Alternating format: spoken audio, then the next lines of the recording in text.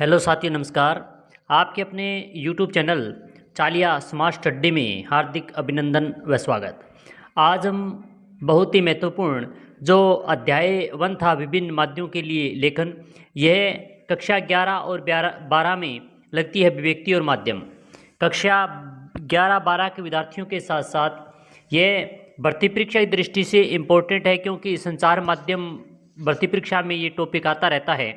तो Hindi first grade और KVS NVS DSSB के लिए बहुत ही महत्वपूर्ण क्लास है। साथ में जो क्लास में पढ़ने वाले विद्यार्थी हैं कक्षा 11 और 12 के, उनके लिए भी ये बहुत ही महत्वपूर्ण इंपॉर्टेंट क्लास रहने वाली है। हम अध्याय 1 विभिन्न माध्यमों के लिए लेखन का अध्ययन कर रहे थे। हमने 5-5, 10-10 मिनट की क्लासों के अंदर इसका बारे में हमने अध्ययन किया कि संचार माध्यम क्या है, विभिन्न माध्यमों के लेखन क्या होती हैं, प्रिंट माध्यम क्या है, इसके बारे में भी हमने चर्चा की।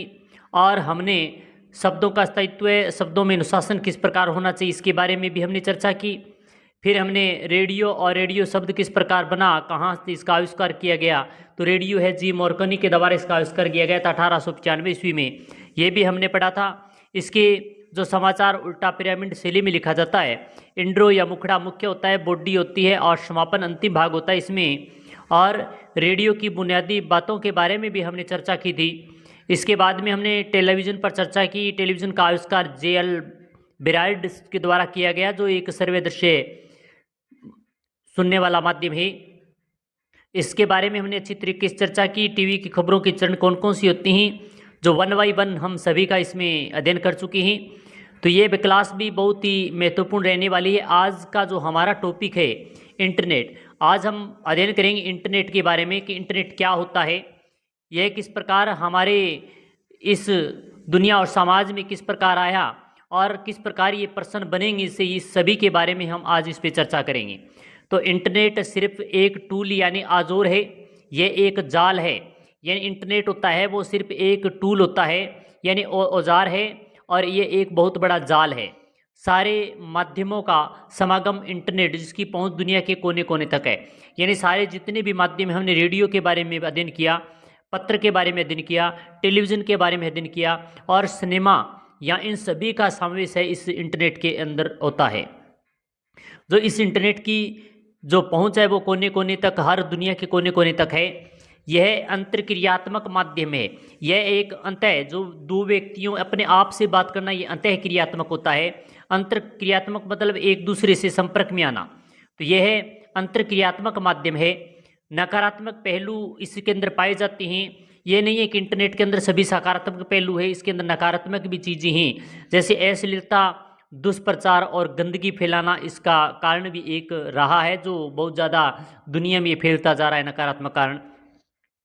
टेलीप्रिंटर से 1 मिनट में 10 शब्द एक जगह से दूसरी जगह भेजे जा सकते हैं, और ये इंटरनेट के माध्यम से ऐसा संभव हुआ। जो टेलीप्रिंटर होता है, एक प्रिंटर होता है जिसमें हम 10 शब्द होते हैं, वो एक जगह से दूसरी जगह पर तुरंत भेज सकते हैं। पर आज इंटरनेट के माध्यम से 1 सेकंड में 56 किलोबाइट यानी लगभग 70,000 शब्द भेजे जा सकते हैं।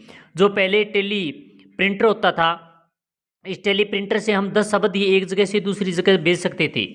मगर आज की अगर बात करें तो आज इंटरनेट के माध्यम से हम 1 सेकंड के अंदर 56 किलोबाइट यानी लगभग 70,000 शब्द 1 सेकंड के अंदर भेज सकते हैं। ये सभी इंटरनेट के वरदान के रूप में साबित हुआ।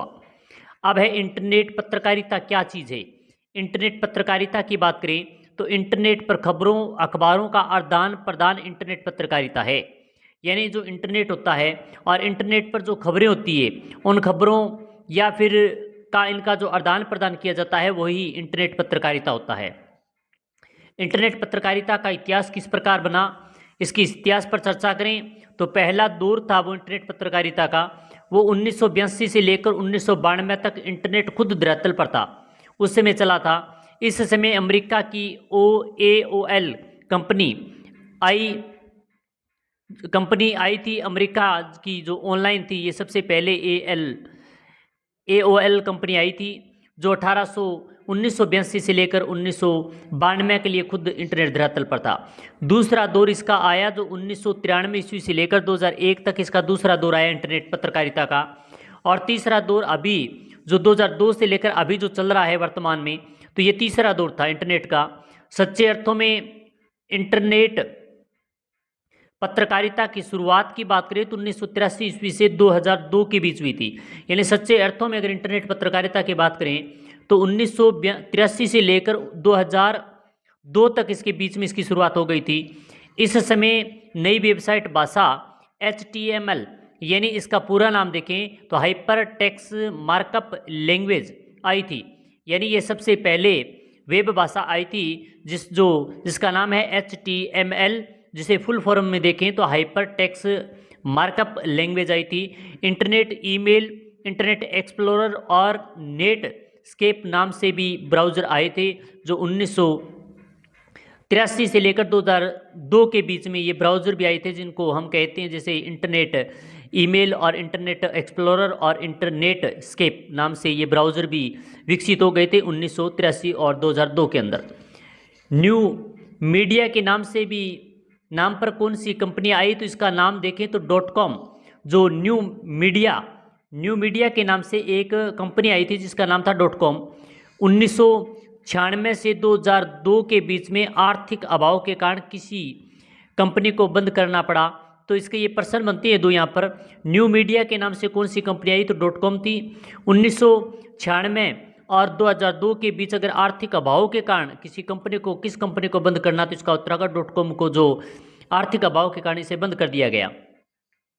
भारत में इंटरनेट पत्रकारिता की बात करें तो पहला दौर था वो 1993 से लेकर 2002, दूसरा दौर था वो 2003 से अभी तक इसका इंटरनेट पत्रकारिता का दौर चल रहा है 2003।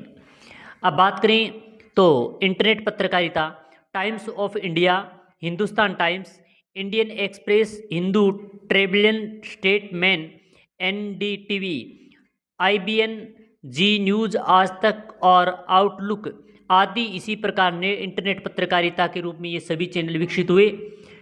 भुगतान के बाद देखी जाने वाली साइट अगर बात करें तो इंडिया टुडे है, जो पैसे देकर इसे देखी जा सकती है। नियमित अपडेट होने वाली कुछ साइटें हैं जिसमें हिंदू है, हिंदू टाइम्स की बात करें, हिंदू और टाइम्स ऑफ इंडिया है, NDTV है, आउटलुक, इंडियन एक्सप्रेस है, आज तक है, जी न्यूज़ है।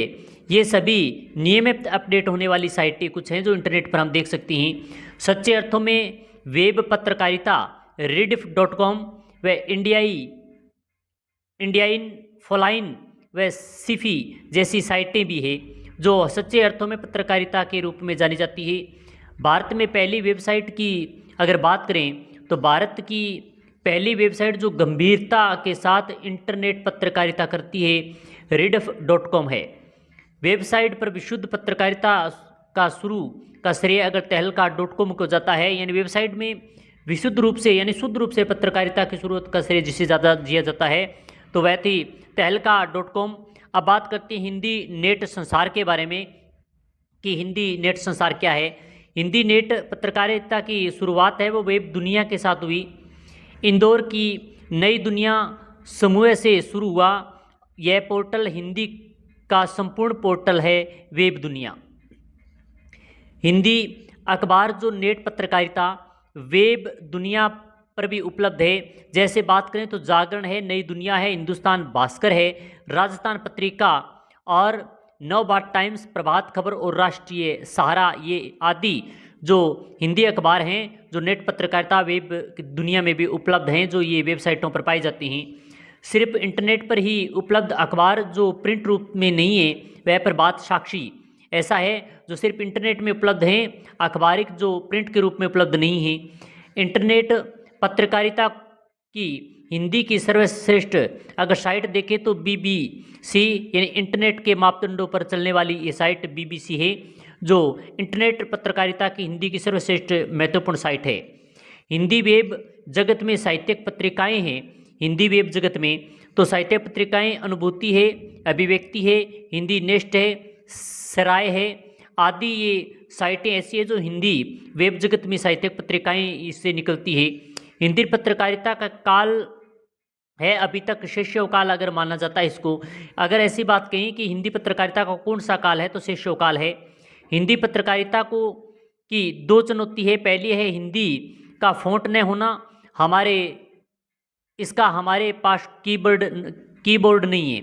यानी दो समस्याएं हिंदी पत्रकारिता की चुनौती है हमारे सामने। एक तो है इस हिंदी का फ़ॉन्ट नहीं है हमारे पास, और दूसरा है कि इसका हमारे पास जो कीबोर्ड होता है वो नहीं है। और दूसरी बात है, ये दोनों एक में ही आ गए। दूसरी है बेलगाम फ़ॉन्ट संसार, ये भी एक चुनौती का सामना है। जो बेलगाम फ़ॉन्ट संसार है, ये जो हिंदी का फ़ॉन्ट होता है वो हमारे पास नहीं है। नोट की बात करें, माइक्रोसॉफ्ट और वेब दुनिया ने यूनिकोड फ़ॉन्ट बनाए हैं।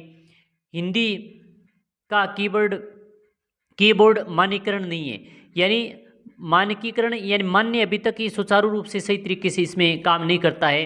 तो आज हमने इंटरनेट के बारे में अध्ययन किया। आगे वाले क्लास में हम पत्रकारिता लेखन के विभिन्न रूप और लेखन प्रक्रिया के बारे में अध्ययन करेंगे। तो ये आज हमारे इंटरनेट के बारे में जो हमारी तीसरी क्लास थी, इसमें अध्ययन किया। तो आपको ये क्लास बहुत ही अच्छी लगी होगी। अच्छी लगी तो लाइक शेयर अवश्य करें, क्योंकि हिंदी के अंदर जो कक्षा 11 और 12 के विद्यार्थी उन सभी के लिए क्लास बहुत ही महत्वपूर्ण और इम्पोर्टेंट है, जिससे हमने वन बाई वन सभी टॉपिकों का अध्ययन हमने किया और इंटरनेट के बारे में हमने अच्छी तरीके से इसको जाना और समझा। आशा करते हैं कि ये क्लास आपको बहुत अच्छी लगी होगी। अच्छी लगी तो लाइक करें, शेयर करें। इसी प्रकार की महत्वपूर्ण क्लास के साथ फिर मिलेंगे। जय हिंद, जय भारत।